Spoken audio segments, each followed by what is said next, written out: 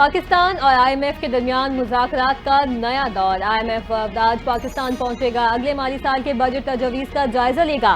وفد وزارت خزانہ حکام سے مل کر بجٹ تجاویز تیار کرے گا۔ ٹیکس ریونیو اقدامات پر پاکستانی حکام سے مذاکرات بھی کرے گا۔ اخراجات پر کنٹرول اور ترقیاتی اخراجات سے متعلق بھی بات چیت ہوگی۔ قرض ادائیگیوں کے لیے بیرون فائنینسنگ اور ترقیاتی پروگرام کو بھی حتمی شکل دی جائے گی۔ وفد عمل درآمد جائزے کے بعد قرض کی اگلی قسط پر فیصلہ کرے گا۔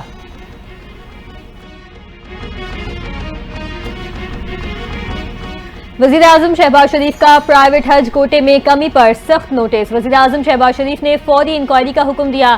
3 رکنی کمیٹی تشکیل، کمیٹی کے چیئرمین سیکریٹری کابینہ ڈویژن ہوں گے۔ دیگر اراکین میں چیئرمین ایف بی آر اور وفاقی سیکریٹری گلگت بلتستان شامل۔ کمیٹی 3 روز میں ذمہ داروں کا تعین کرے گی۔ وزارت مذہبی امور کمیٹی سے مکمل تعاون کی پابند ہوگی۔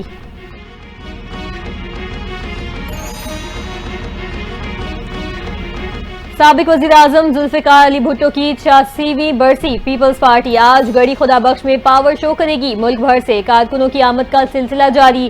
جلسے کی تیاریاں مکمل کر لی گئی۔ جلسہ گاہ پارٹی پرچموں اور بینر سے سج گیا۔ بڑی سکرینز اور واک تھرو گیٹ بھی نصب کر دیے گئے۔ محکمہ صحت سمیت مختلف محکموں کے کیمپس بھی لگا دیے گئے۔ پیپلز پارٹی کے چیئرمین بلاول بھٹو زرداری سمیت مرکزی اور صوبائی قائدین جلسے سے خطاب کریں گے۔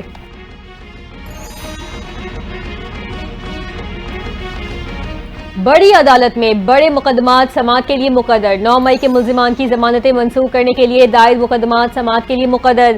جی ایچ کیو حملہ کیس کے ملزمان کی ضمانتوں کے خلاف پنجاب حکومت کی اپیلوں پر سماعت 7 اپریل کو ہوگی۔ عالیہ حمزہ اور ختیجہ شاہ سمیت 20 ملزمان کی ضمانتیں منسوخی کے لیے دائر اپیلوں پر سماعت 8 اپریل کو ہوگی۔ چیف جسٹس یحییٰ آفریدی کی سربراہی میں 3 رکنی بینچ پنجاب حکومت کی اپیلوں پر سماعت کرے گا۔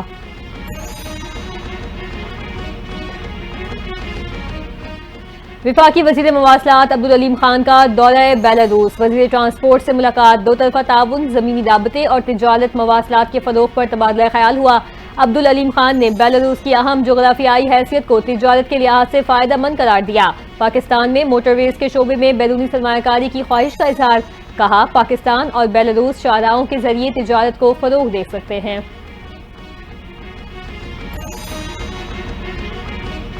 ایم کیو ایم پاکستان کے رہنما فاروق ستار نے بجلی کی قیمتوں میں کمی کو ملک کی ترقی کے لیے خوش آئند قرار دے دیا۔ وزیراعظم سے بجلی کی قیمت میں مزید کمی کا بھی مطالبہ کیا۔ میڈیا سے گفتگو میں کہا بجلی کی فی یونٹ قیمت میں مزید 6 روپے کمی کی گنجائش ہے۔ وزیراعظم سے مزید 6 روپے کم کروانے میں کامیاب ہو جائیں گے۔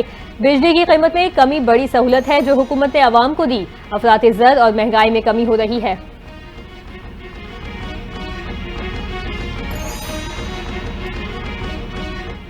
قوم کو 15 روپے فی یونٹ بجلی دینے والا آج پابند سلاسل ہے۔ 40 روپے فی یونٹ بجلی دینے والے عیش و عشرت کر رہے ہیں۔ مرشد اطلاعات پختونخوا بیرسٹر سیف کی وفاقی حکومت پر کڑی تنقید، کہتے ہیں بانی پیتے آئے کا دوسرا جرم 150 روپے فی لیٹر پیٹرول تھا جسے 300 روپے پر پہنچایا گیا۔ عالمی منڈی میں خام تیل کی قیمت میں مزید 7% کمی آئی، اس کا کوئی فائدہ عوام تک نہیں پہنچ رہا۔ حکومت جعلی ریلیف دینے کے بجائے عوام کو اصلی ریلیف فراہم کرے۔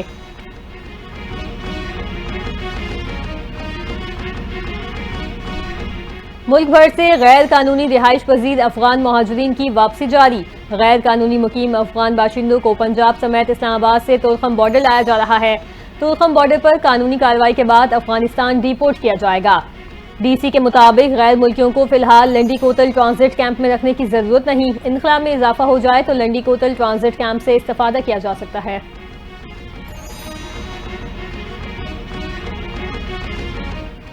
امریکی صدر ڈونلڈ ٹرمپ کا نئے ٹیرف لگانے کا اعلان۔ آئی ایم ایف نے امریکی ٹیرف کو عالمی معیشت کے لیے خطرہ قرار دے دیا۔ سربراہ آئی ایم ایف کرسٹیلینا جارجیوا نے کہا سست شرح نمو کے وقت امریکی ٹیرف عالمی معیشت کے لیے خطرہ ہے۔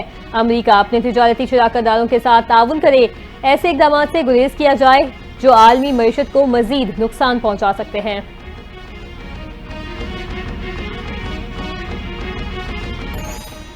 اور کینیڈا کا امریکہ پر جوابی وار۔ کینیڈا نے امریکی گاڑیوں کی درآمدات پر 25% ٹیرف عائد کرنے کا اعلان کر دیا۔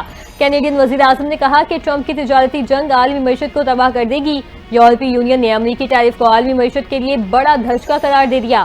یورپی یونین کا جوابی اقدامات کی تیاری کا بھی اعلان۔ چین نے امریکہ سے نئے ٹیرف کو منسوخ کرنے کا مطالبہ کر دیا۔